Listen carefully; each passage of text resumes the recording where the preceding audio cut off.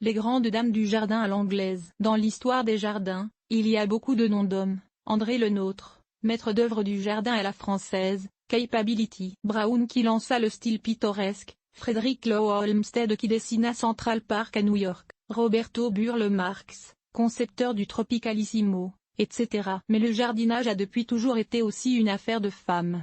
Et jamais autant que dans le développement du jardin à l'anglaise. Racontons l'histoire de deux dames britanniques qui influencèrent le développement du jardin à l'anglaise et qui agissent toujours sur notre façon de jardiner. Gertrude Jekyll. Gertrude Jekyll. Si vous avez un jardin fleuri, c'est sans doute à cause de Gertrude Jekyll, 1843-1932. Artiste peintre de formation, elle délaissa la peinture pour se spécialiser dans l'aménagement paysager. Le type d'aménagement en cours à l'époque était le style pittoresque, soit de vastes parcs verdoyants aux lignes ondulées, remplis de pelouses et d'arbres, avec un petit lac et un ruisseau et souvent des sculptures ou des pavillons, mais presque sans fleurs. Ce type de jardin entourait typiquement, et entoure toujours, les grands domaines d'Europe. Madame Jekyll démocratisa ce style et lui ajouta de la couleur. Elle se spécialisa non pas dans les grands domaines des riches aristocrates, mais dans les terrains de la classe moyenne. Son modèle, les jardins qu'elle voyait dans son enfance autour des petites chaumières à la campagne, appelé cottage en anglais, d'où son utilisation du terme cottage garden. Le jardin d'Anna Therese Cottage à Stratford-upon-Avon,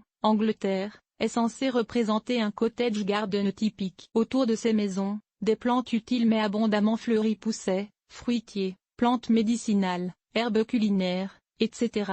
Apparemment sans la moindre planification, en vrai méli-mélo. Grâce à ses connaissances en peinture, elle organisa un peu ce chaos, montrant aux jardiniers comment agencer les couleurs d'après les théories qu'elle avait appris de la peinture, l'influence des couleurs complémentaires et analogues, des couleurs chaudes et froides, etc. Et à assembler des plantes à périodes de floraison différentes pour assurer un feu roulant de fleurs durant tout l'été. Aménagement planifié par Gertrude Jekyll à Manor House, Upton Gray, Hampshire, Angleterre. Elle prit l'idée de la plate-bande, jusqu'alors strictement rectangulaire, l'élargit, lui donna parfois des courbes et la remplit de plantes à fleurs, notamment des vivaces, des bisannuelles et des bulbes. La plate-bande à l'anglaise, que nous aménageons tous chez nous, est de son cru. Ne me méprenez pas, cependant. Gertrude Jekyll ne fut pas seule à démocratiser le jardinage et à réintroduire les fleurs dans les paysages. Pensons notamment à William Robinson en Irlande et à Edwin Lutyens, qui travailla souvent avec elle en Angleterre et en France. Je pense toutefois qu'on peut dire qu'elle en fut l'instigatrice principale. C'était aussi une journaliste horticole qui écrivit 15 livres sur les jardins et plus de 1000 articles dans les revues horticoles destinées à la classe moyenne. Ainsi son influence dépassa largement les quelques 400 jardins qu'elle dessina personnellement ou aida à dessiner, à la fin de sa vie. La plate-bande à l'anglaise avait gagné le monde entier. Tristement, peu de jardins qu'elle a elle-même conçus existent encore de nos jours. Mais si jamais vous allez en Angleterre, voici quelques-uns que vous pouvez visiter. Barrington Court, Somerset, Bois des Moutiers, Normandie, Castle Rogo, Devon, Durmast House, Hampshire. Atchelan Park, Surrey. Estercombe, Somerset. Ewood Gardens, Irlande. Nayete, Devon. Lindisfarne Castle, Northumberland. Point Manor House, Hampton. Minstead Wood, Surrey.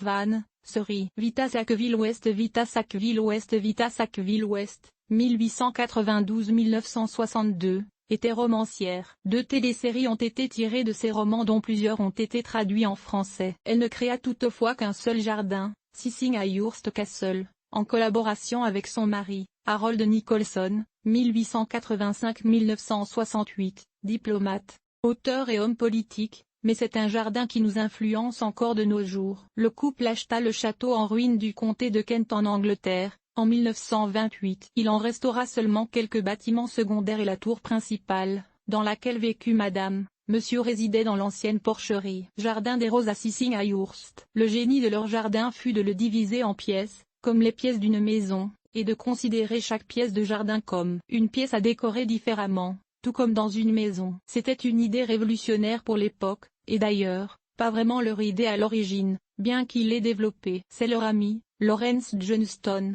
concepteur d'un autre jardin en Angleterre, Hicote Manor, qui en fut l'initiateur. Auparavant, quand on planifiait un aménagement paysager, il était de mise d'adopter le même style pour tout le terrain. Donc, une maison entourée d'un seul jardin de style anglais ou français ou japonais, etc. Leur idée d'un jardin divisé en pièces qu'on peut visiter une à la fois, comme on visite une maison, représentait un changement profond dans l'habitude des jardiniers, surtout que chaque pièce pouvait être d'un style complètement différent. Jardin blanc à Sissinghurst. Nicholson était un maître de l'architecture paysagère et dessina les lignes et les courbes des pièces avec des murs, des haies et des allées. Chaque pièce était d'ailleurs conçue de façon à ce qu'on ne voit pas celle d'à côté sans avoir franchi un seuil. Madame Sackville-West en était la décoratrice, ajoutant fleurs et feuillages aux pièces. On lui doit une célèbre définition d'un jardin à l'anglaise, un maximum de formalité dans les structures, un minimum de formalité dans les plantations. Ici encore, Lawrence Johnston aidant, elle innovait en développant des jardins monochromes,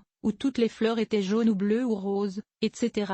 Tout comme on peut le faire avec une pièce jaune, bleue ou rose dans une maison. Certains de ces jardins avaient des pièces d'eau ou des fontaines, d'autres des statues, d'autres une tonnelle ou des treillis, etc. Vue à vol d'oiseau de Sissinghurst. Ce qui est fascinant avec Sissinghurst, c'est qu'on peut monter dans la tour et voir le jardin d'en haut. On dirait un grand château dont on a enlevé le toit pour mieux voir le contenu des pièces. Fascinant.